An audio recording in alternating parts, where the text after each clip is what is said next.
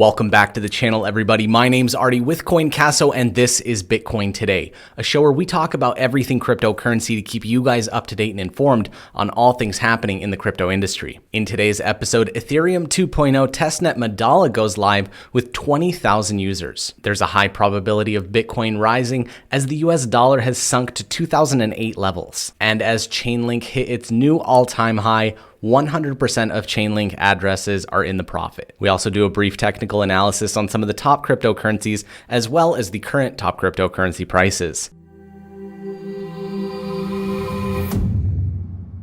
Good morning, everybody. It is Wednesday, August 5th. Thank you so much for joining me every single day. I really appreciate all the comments, likes, and support for this channel. And a new segment of each video at the end of this video is going to be our fan of the day. So leave your comments down below and you might be the fan of the day tomorrow. And if you're new here and you like what you see in this video, consider subscribing down below and tick the notification bell to get notified every time we upload a new one. And as always, the show is sponsored by the CoinCasso Cryptocurrency Exchange, the official partner of Saint-Germain. So if you want to buy, sell, trade cryptocurrencies, even if you're on another exchange, give CoinCasso a try and click the link in the description below. Now let's jump into these prices. Bitcoin currently sitting at $11,247, down 0.5% from yesterday. Ethereum down 1.2% at $388.84. XRP down more than 5% at 0.2959. I hope that wasn't because of my video. Cardano up 4.7% at 0.1448. And Chainlink up 2.1% from yesterday at $9.60. Now let's jump into TradingView and take a quick look at Bitcoin, Ethereum, and VeChain. As everybody knows, we had this huge spike down on August 2nd and came back up 50% of that drop. Basically, we've been trading sideways ever since. Even the RSI levels don't show either a bull or bear tendency. It's really just dancing along the 50 line. Let me put a line right here just so I can show you. Boom, there's the 50. A little bit below, a little bit above, a little bit below. So really what we're looking for in Bitcoin is another climb back up,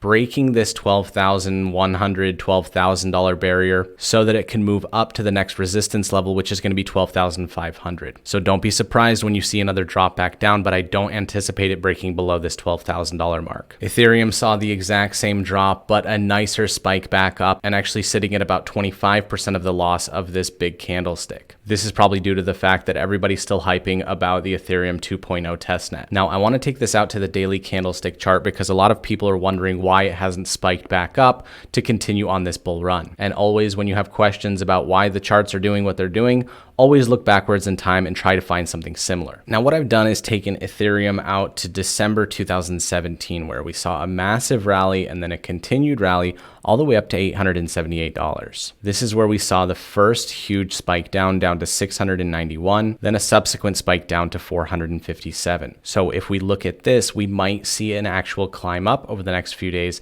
and then another drop back down. So each candlestick here is one day, and we might be even anticipating 9 to 14 days of stagnation before we even see another big bull run up. Basically, people in crypto are taking a breather right now because we did have a huge rally and saw that big come down.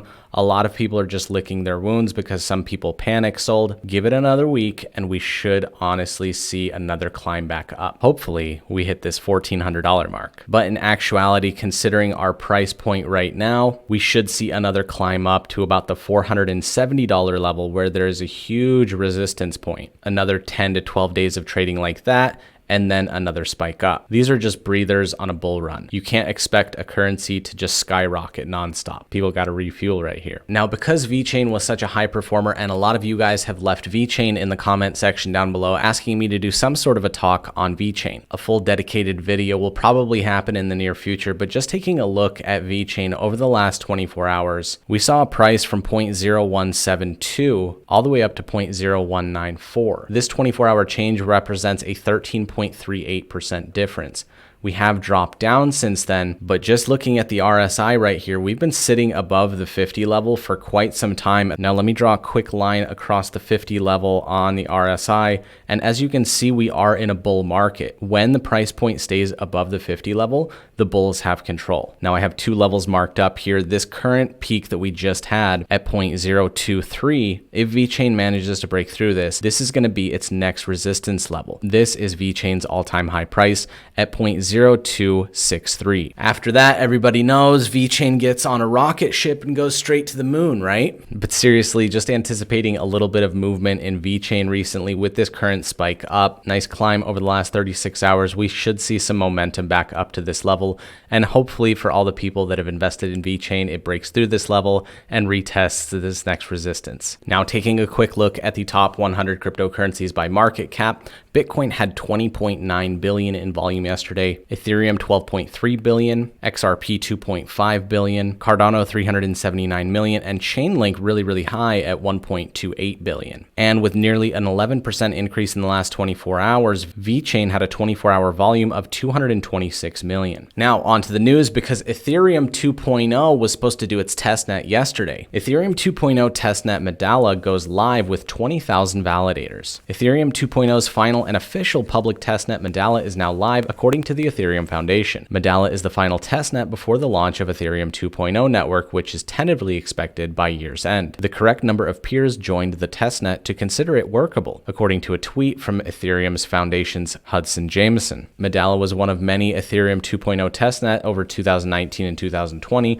Unlike other testnets, however, Medalla was public, meaning network validators were not centrally coordinated by developer teams. Over 20,000 validators have joined the network with some 650,000 Ether, and Medalla was joined by 5 clients including Prismatic Labs, ChainSafe's Lodestar, Pegasus Teku, and Nimbus and Sigma's Prime Lighthouse. Ethereum 2.0 encapsulates years of research to switch from the current proof of work to a proof of stake network. The expected launch later this year will be phase 0 of a multi-year overhaul. So, I mean, you kind of know the time frame because by year's end could be very vague, but at least they're finishing up the testnet right now. And on to the next article, high probability Bitcoin rises as USD sinks to 2008 levels. The US dollar index is currently testing the bottom of a 12-year trend line, but some traders are calling it the most pivotal moment for global reserve currency since 2008, as they believe the continuous depreciation will likely boost the price of Bitcoin. For over 3 months since April, the dollar has declined over other reserve currencies. Some investors believe that the fall in value of the dollar is affecting the price of Bitcoin. Prominent cryptocurrency trader Scott Melker said this is arguably the most pivotal moment we have seen for the United States dollar since its bottom in 2008. This channel has been intact for over 10 years. If it breaks down, hide your kids and buy a metric ton of Bitcoin.